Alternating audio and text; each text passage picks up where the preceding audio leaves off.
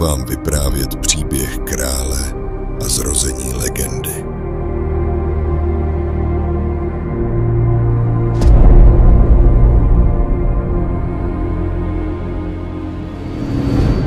Za dávných časů byla čest a spravedlnost zakořeněna v srdcích králů. Byly to časy temnoty, časy krve a ohně. Časy, kdy osud království závisel na odvaze jediného muže a jeho věrných rytířů.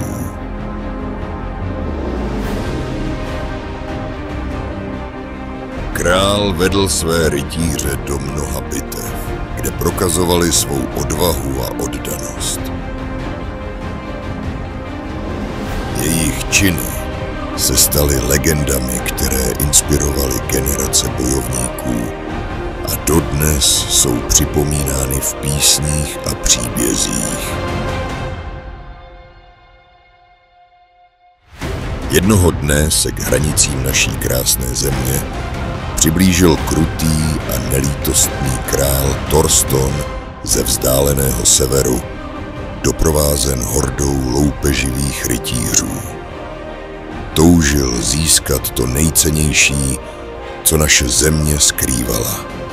Klenot nedozírné hodnoty, o kterém se vypráví daleko za hranicemi naší vlasti. Byl natolik posedlý chtíčem, že nechtěl odejít bez této legendy, která by mu zajistila nesmrtelnost v dějinách. Jeho armáda se připravovala na útok, odhodlaná získat klenot za každou cenu.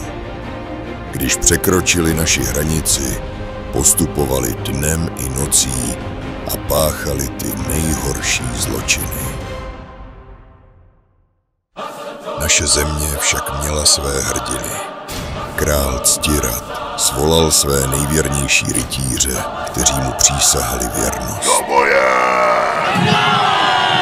Společně se postavili proti hrozbě, odhodláni bránit své dědictví a čest svého království.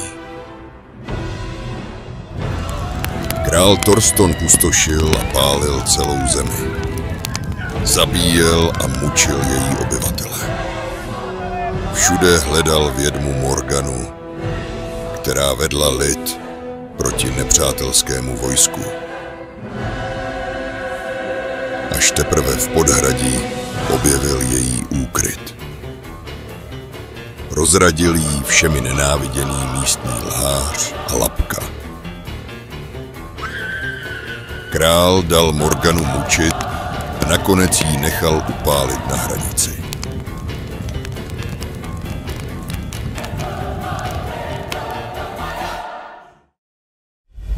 Když se konečně dostal na královský hrad, zjistil, že král Ctirad se svou družinou odjel za svou královnou. Tak se Thorston dostal bez obtíží do hradu. Hledal všude, kde se ukrývá to nejcennější, po čem touží, legendární klenot. Bohužel tento klenot byl před jeho zraky tak skryt, že ho stále nemohl najít. Až v obrovském sklepení hradu nalezl něco, co ho úplně oslnilo.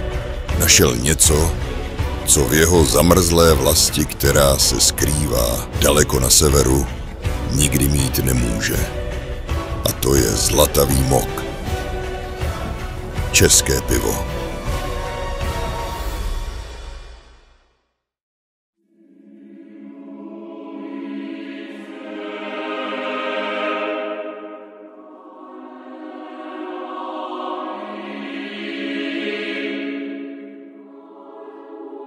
Král Ctirad se v kapli poklonil k Bohu a rozjímal.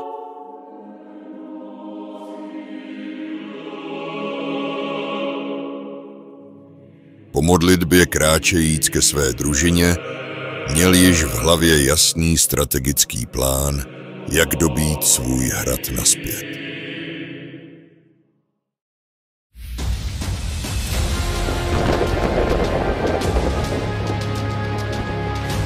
Připravenou lstí překvapili stráže a pronikli přes brány hradu.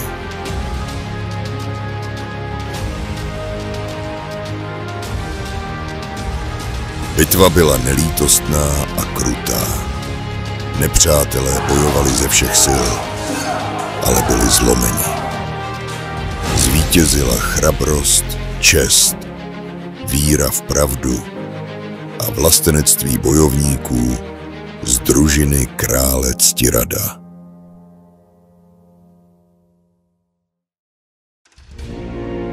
Králi se poklonili nejen jeho rytíři, ale i sám král Thorsten. Ten požádal o odpuštění a přiznal se, že je fascinován bohatou chutí a vůní zlatavého moku, jenž ve sklepení objevil. Poprosil krále Ctirada, zda by mohl poodhalit tajemství výroby tohoto lahodného nápoje, který v jeho chladné domovině nemá obdoby.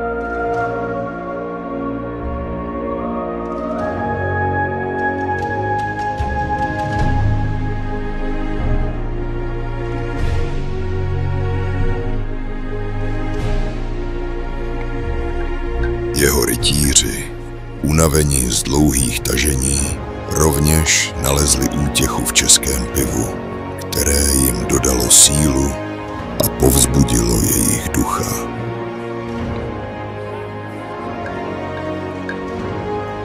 Zpívali o slavné písně, o chrabrých bojovnících z dalekého severu a o jejich krásných ženách.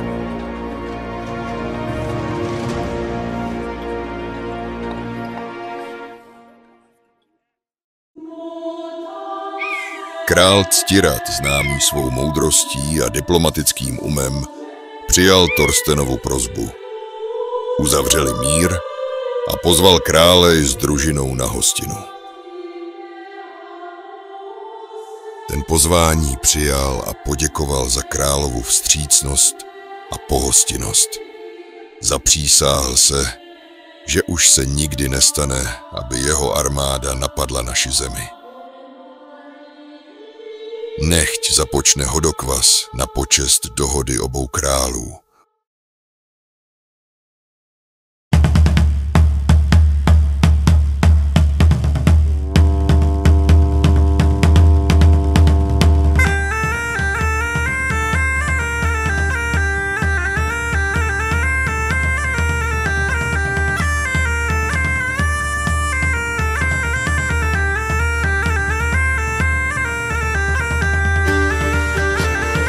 Hodokvas to byl věru povedený, pivo teklo proudem, podávala se rožněná prasátka a o zábavu se postarali kejklíři ze sousedních Bavor. In taberna quando sumus non curamus quicit humus et ad ludum properamus cui semper insudamus quitagatur in taberna ubinumus espincerna hoc est opus ut queratur sed quar audiatur.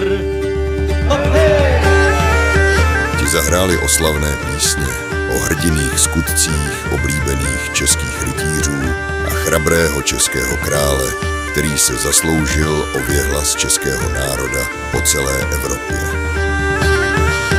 Na vítězství připím královským pivem splas.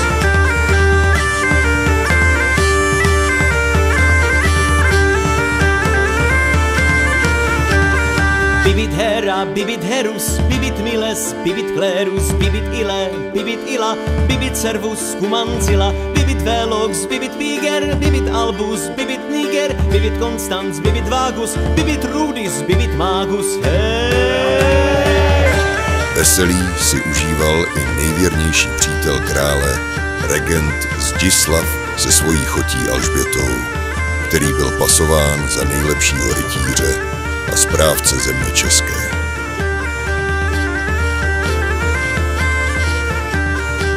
Po velkolepé hostině se král Thorsten vrátil do své země s nově nabitými znalostmi o výrobě piva, čímž obohatil svoji kulturu. Naše království si uchovalo svůj nejvzácnější klenot a získalo tak nového spojence. Tento příběh se stal legendou, která dodnes připomíná sílu českého piva spojovat i ty největší nepřátele.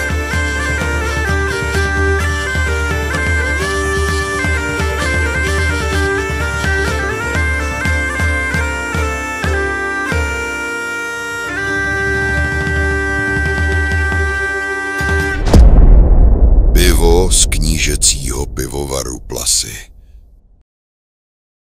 Pivo hodné králů.